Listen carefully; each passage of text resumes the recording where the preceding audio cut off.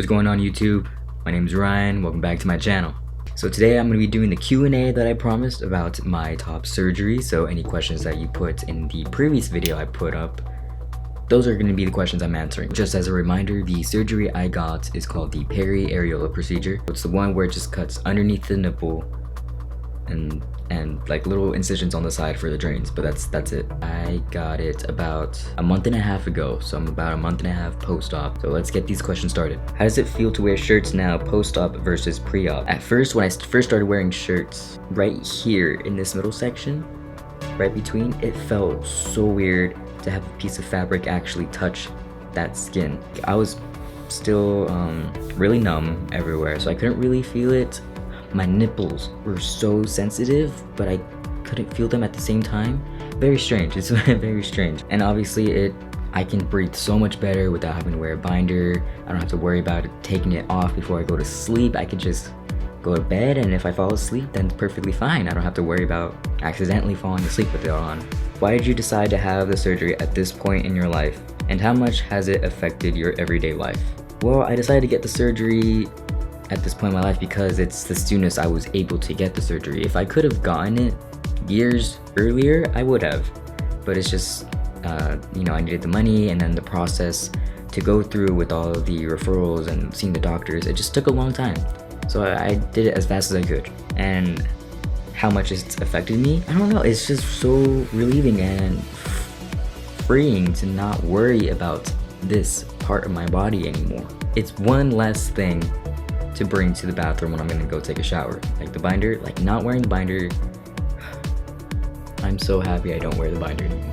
When are you allowed to swim? So for the swimming, I know I'm not supposed to soak in like a jacuzzi or anything, or in a bathtub for too long. I don't know the specifics on that. How long does it take before your chest has its final shape? It takes about 6 months to a year for the chest to have its final shape. It just depends on the person, how well they're healing, and what's going on with their body. How long are you not allowed to work out or other physical activities? My doctor suggested that I don't do any heavy lifting at all, like more than 5 pounds for about a month, and not to work out for about 2 months. I'm sticking to that. So once I hit that 2-month mark, then I'll get back into the gym. How did you feel before you decided to get top surgery? How did you feel after you got top surgery? Beforehand, I'm not afraid of surgery, actually. I know a lot of people, they get really nervous before they go into the operating room and before they get put to sleep, but I actually don't mind. Like, I just think of it like I'm just gonna go to sleep for a while and then wake up and then it's done. I'm not really scared of it. So I was excited for waking up afterwards, but I wasn't scared. After my surgery, I was still coming out of all the drugs that they gave me to put me to sleep and all the pain medication. So I felt just really foggy, I guess, but I was happy because I knew what had just happened, and also very happy because my roommates came to see me after my surgery, so it was a surprise to see them there in the waiting room. I really appreciated having them there. I'm not really sure if this was supposed to be worded like this, but I'm just gonna read it exactly how it is. Whoever waiting surgery would be very nervous. How did you deal your feelings and bad thoughts? I think you're asking how I dealt with my feelings and bad thoughts. So I didn't really have any. I was just nervous about if there was going to be anyone there when I woke up. That was the kind of important part to me. I just wanted to see people who I loved after my surgery. Are you thinking of getting bottom surgery done too? This is a question I get asked a lot because it seems like one of these steps that people assume trans people go through, but it's not necessary, and I think that's something to really understand. There's not a specific route that every trans person has to go through. Each part of their transition is their own, and what they decide to do with their body and how they want to grow and change is completely up to them. They don't have to be like every other trans person. So right now, as far as bottom dysphoria goes, I'm fine. My main concern was up here. I did think that maybe since that dysphoria is gone, that it would transfer down there, but so far it hasn't. Maybe I'll get bottom surgery in the future if that ever does become appealing to me. Also, if technology is able to advance, as it probably will. So I think I'm just gonna wait for that, but right now I'm fine. I'm fine with how I am now. in regards to the bottom area of my body. How long did it take for you to get back to daily activities? For example, carrying a backpack. So for the first week after my surgery, I was still wearing a vest, a compression vest, just for the swelling. So I had to wear that for a week. I couldn't take it off. I wasn't able to really carry a backpack until maybe 2.5 weeks afterwards, just because this part under my arms right here was still really swollen and sore.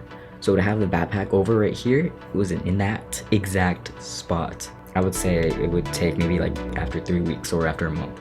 Just because for me, I know that part was really swollen. How much did my top surgery cost? So keep in mind that everything in this video, all this information regards to me and what I went through specifically. What happens to me and what I paid and what doctor I got, what procedure I got may not pertain to you just because we have different bodies, probably go to different hospitals, live in different areas. So just keep that in mind. So the cost for my surgery was only a copay, so I didn't have to pay for the whole surgery. My insurance covered most of it. So my copay was just $150 with Kaiser. And that's according to the plan that I have, like the medical plan specifically. So even if you go to Kaiser, depending on what plan you have, the amount could be different.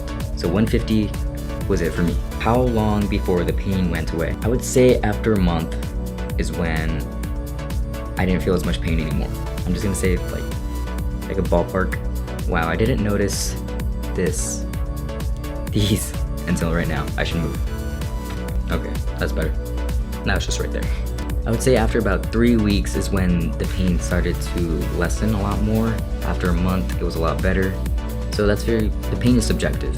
Is there anything you recommend to buy pre-op? Yes, baby wipes. Anything to wipe yourself down and clean yourself, because after you get your surgery, for me anyways, I had to wear a vest again, as I was saying, and then I couldn't shower for a week. So you're gonna smell, you're gonna feel dirty, so you're gonna wanna wipe yourself with some wipes and get some dry shampoo for your hair. Are you happy with your results?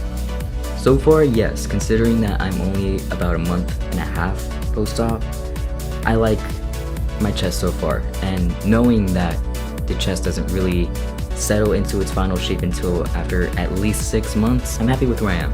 You know, my nipples are symmetrical, a lot of the swelling has gone down. So far, I'm pleased, and as the time goes on, I'll see if I would want a revision or something like that. Did I take anything to help me sleep? Well, I was given pain medication to take as needed, and I took that for about 2 weeks, and that put me to sleep, but it also made me like very fuzzy. It put me in a bad mood. Actually, those meds affected me really bad. So I got like mood swings, really anxious. Pain meds helped with the pain, but they gave me a whole bunch of side effects. But that's what helped me sleep. So that's what I took. Simple question, does it hurt? Yes, it does hurt. It's surgery, you know, it's cutting into your body and it's taking out parts of your body and you need to heal. So pain is to be expected. But as long as you take your pain medications, it should be tolerable. It's not as bad as you would think. How big was your chest pre-op? Before I started hormones, I was maybe like a big B in terms of raw size. I was like a B or a small C. But as I started taking hormones and I started working out, then it reduced to like a bigger A or a small B. So that's why I was able to be eligible for the procedure I got, the peri-areola. What doctor did I go to? So my doctor was Dr. Resch at Kaiser. And I didn't choose my doctor, contrary to what many people believe. I just was referred to whatever surgeon that Kaiser had that was kind of specialized in these sorts of procedures. And I didn't really have a choice, and I didn't see any previous results from other people who've undergone this surgery. So I went in kind of blind. You know, I didn't see any pictures. I met the surgeon maybe once, and she was very nice. She is. But yeah, I didn't choose my surgeon, and I didn't really choose the procedure either. I'm pretty sure I could have gotten double excision if I wanted to, but peri is really what I wanted. So I'm pretty sure even if you look her up, there's not going to be any pictures because I already tried, and I don't know if it's something with Kaiser specifically or what, but and I don't know, it's hard to find stuff from them. Was your recovery easier or harder than you expected? Maybe tell about the recovery process a bit. I'm gonna say flat out, the first week after surgery is the worst. But once you get over that bump, it's a lot better. The pain's gonna be there, you're gonna feel suffocated by your vest if you wear one. And the drains is something I forgot to mention, and they suck so bad. So the drains are put into a little incision right here, like under your arms, and it basically goes into your chest and it takes out any fluid or blood that may pile up and build up here. Those were also there for a week in addition to the vest. So I had to constantly, twice a day, and empty them, then put them back in, and it was just like, they look like two little grenades, just kind of like hanging there, just filling up with your fluid, and it's really gross. Taking those out was not the best feeling. It felt very weird. This side was really quick to take out. This side hurt. I felt this side. It was a lot more sore afterwards. So once I got the first reveal of my chest, was about a week. Was the week after, the same day I got the drains out. It was very bruised, obviously, but it was so flat. And that's what made me like, seeing that, even though your body looks all bruised and hurt, seeing the flatness, it just makes you feel some type of way, and it's great. But I did have a lot of swelling. I had a lot of swelling in this upper region. I don't know why, specifically up here. Maybe, I don't know, they just got banged up a little bit more. But this side in particular was a bulge. Because I didn't know, was that a hematoma? Was it like tissue that my surgeon forgot? It just turned out to be swollen. It's just swollen. Did they give you pain meds? If so, were you constipated? And if you were, how did you deal? Yes, I was given pain medication, and yes, it did make me constipated. That was something I was thinking about a lot, actually. I was just always thinking, man, I haven't shit yet. Like, something's gonna happen to my bowels. And that was something on my mind. I just really wanted to poop. I didn't poop for a few days until finally, like, once I started eating more fiber. So eat a lot of fiber, finally did. And I don't know, that's kind of all I did. I just ate and waited for my body to do what it needs to do. Something that I would suggest you do prior to getting surgery, if you're going to, is lowering your bed. So here in my apartment, the bed I have, it's able to be brought up, or it's able to be brought down. My roommates were nice enough to get it lowered down for me before I came, so I didn't have to, jump up on top, because you will not be able to jump on top of anything. And when you get home, you're just gonna want to sleep and lay in bed. You're gonna want that low. Okay, my battery died, so that's a new one. That's a fresh one. Okay, I'm just gonna do a few more questions, because otherwise this video is gonna be so long. Okay, I like this question. What was the last thing you remembered before being knocked out? They put me in this, like, the little bed, and then they pushed me into the operating room, and I was already feeling kind of sleepy because they gave me they put something in my IV. I don't even know what it was, but it made me sleepy, and I was already kind of dozing off by the time I got into the room. All the surgeons and all the nurses, whoever was in the operating room, were getting ready to put the mask on me so I could be put to sleep, and they started like chuckling at me just because I was already falling asleep, because I guess one of them was like, oh, look at it, he's already dozing off, and they were just like kind of laughing. And that's the last thing I remember, the nurses laughing at me before surgery. But it's good natured. They were just like, ha, sleepy boy. That's what I like to think anyway. So that's the last thing I remember. How hard was it to get top surgery? Was the process long? Yes, it was so long. Okay, I applied, or like started the process of my top surgery at the beginning of this year, and I barely got it in November. So you could do the math. Just because I had to go to my gender therapist first for a referral, then I had to get blood work done just to make sure I was healthy, and there's just a lot of steps to go through, and they take their time. Honestly, it was not quick, it was not fast, it was not easy, but it's worth it. And that's something to keep in mind, because I remember I would get so frustrated. I was waiting for a call from a nurse to schedule an appointment for something that I needed to do beforehand, and it took months. It really took months. So from the beginning of this year until November, it's a long process. The last question I'm going to answer is, does it feel weird being shirtless? Yes and no. Yes, because I was never able to be shirtless before, especially because I live with a bunch of girls. I just don't walk around shirtless out of respect for them. And also because I know my chest is not in its final shape yet.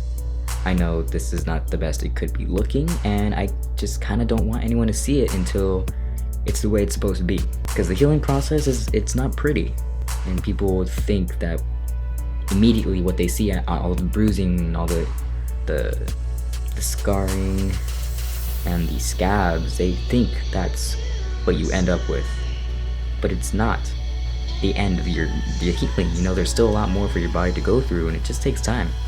So that's why I haven't really shown many people my chest, and I think that's probably how I'm going to keep it until I think I'm ready to show it.